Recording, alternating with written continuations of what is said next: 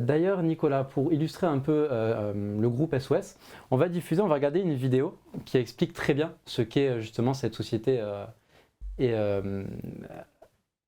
cette société.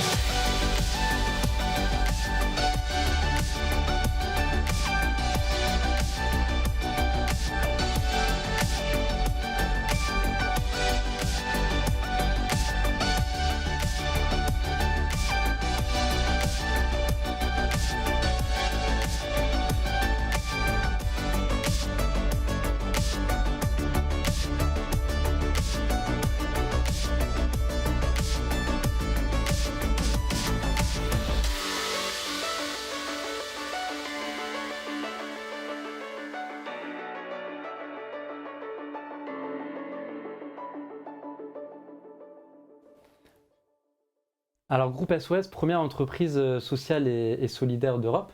Alors, c'est vrai qu'on l'oublie aussi, on oublie de le dire, mais LinkedIn, c'est aussi un réseau d'entraide. On avait dans l'émission du 27 mai une jeune entrepreneuse, entrepreneur, on sait plus, entrepreneuse, on peut dire entrepreneuse, du nom d'Audrey Le Bonneau, donc de Marseille, qui a créé la société Rox Moda, où en fait elle fait de la mode upcyclée. Donc des robes par exemple pour mère et fille assorties, mais avec justement, donc c'est de l'upcycling, mais c'est aussi un atelier de couture, d'insertion pour les femmes notamment à la prison des Baumettes, mais aussi les femmes en situation de handicap. Donc c'est de l'insertion par le travail, mais c'est aussi de l'écologie via le mode de couture. Et elle a réussi à trouver pas mal de partenaires sur ce réseau-là, sur LinkedIn. Toi, Nicolas, est-ce que l'entraide, justement, cet aspect-là, tu le ressens, tu le vois sur LinkedIn? C'est ma ligne éditoriale, l'entraide. Plus largement, c'est l'entrepreneuriat dédié effectivement à l'intérêt général, comme le groupe SOS, qui n'est pas une société, mais qui est une entreprise sociale, une organisation non lucrative. Et il y a beaucoup de gens, et malheureusement, ça ne se sait pas forcément, et les médias ont un petit travail à faire là-dessus pour davantage faire connaître aussi ces métiers. Mais il y a des millions et des millions de personnes qui travaillent dans le secteur associatif, par exemple. Malheureusement, les gens se disent le secteur associatif, souvent, c'est des bénévoles. C'est vrai, c'est beaucoup de bénévoles, mais c'est beaucoup de salariés. Le groupe SOS, il y a plus de 20 000 salariés. Et on n'est pas les seuls. La Croix-Rouge, l'Association des paralysés de France. Il y a beaucoup d'associations avec un grand nombre de salariés. Il y a des petites associations aussi avec un petit nombre de salariés. Et tout ça est très complémentaire et fait un travail, surtout au quotidien, qui est remarquable. Et donc, c'est des secteurs qui ont besoin de recruter. Et donc, moi, je communique aussi parfois là-dessus. Et je sais qu'on a recruté un nombre important de personnes grâce à LinkedIn en faisant connaître nos offres d'emploi. Mais ce qui est marrant, c'est que c'est un réseau professionnel. Et également, grâce à LinkedIn, j'ai aussi fédéré des bénévoles. Moi, je suis parrain, par exemple, avec une association qui s'appelle Parrain par 1000. J'accompagne un jeune réfugié dans son intégration en France, l'accompagner sur le choix de sa formation, sur le choix de son métier, ou simplement lui faire passer des bons moments aussi, aller voir un musée, ce genre de choses. Et parfois, j'ai communiqué, j'ai expliqué ce qu'était mon rôle auprès de lui, en disant est-ce que vous avez envie de rejoindre cette association ? Et voilà, réseau professionnel, mais ça ne veut pas dire que les gens ne réfléchissent que à leur travail. Évidemment, ils ont envie aussi de s'engager dans la sphère personnelle. Et voilà, j'ai fédéré un grand nombre de bénévoles autour de cette association, par exemple, grâce à LinkedIn.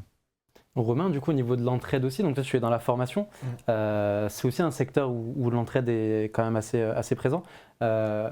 Toi aussi, tu le sens sur LinkedIn ? J'ai un exemple typique à vous présenter aujourd'hui. À midi, j'ai me déjeuner avec Melchior. Melchior, c'est une personne qui fait exactement la même chose que moi, à 100% quasiment.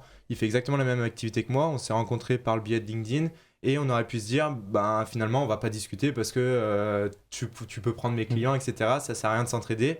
Finalement, ça fait 1 an qu'on discute et qu'on discute régulièrement sur LinkedIn. Là, j'ai profité du fait d'être sur Paris pour lui proposer de le rencontrer. Et à midi, on a échangé sur toutes les thématiques entrepreneuriales que l'on a, toutes les difficultés qu'on peut avoir. Et c'est vrai que LinkedIn, c'est un réseau où généralement on voit du beau, on voit les succès et on a du mal à parler concrètement de ce qui ne va pas. Et là, ça fait du bien de se dire, ok, ben nous on s'est rencontrés par le biais de positifs, parce que moi-même sur LinkedIn, je raconte beaucoup de choses positives, bien qu'il faut que je commence à dire un petit peu aussi ce qui va pas, et c'est ça qui est le plus compliqué.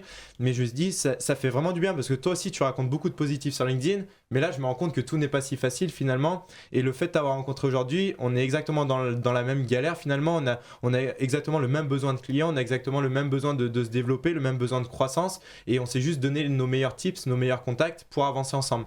Donc c'est ça que je trouve littéralement incroyable sur LinkedIn, c'est de casser les barrières avec certaines personnes, et que après c'est ma mentalité aussi, c'est la mentalité mine de rien de beaucoup de personnes, il n'y a pas de concurrence finalement, il y a un marché tellement grand que c'est notre personnalité à l'heure actuelle qui fait l'entreprise que l'on est, et si un client vient travailler avec moi plus qu'avec Melchior ou plus avec Melchior qu'avec moi, c'est juste qu'il y a eu un feeling par rapport à cette personnalité-là. Donc concrètement, LinkedIn, c'est merveilleux ce système de casser les barrières, rencontrer du monde, s'entraider sur ce qu'on aime, sur ce dont on a besoin pour avancer tous main dans la main finalement.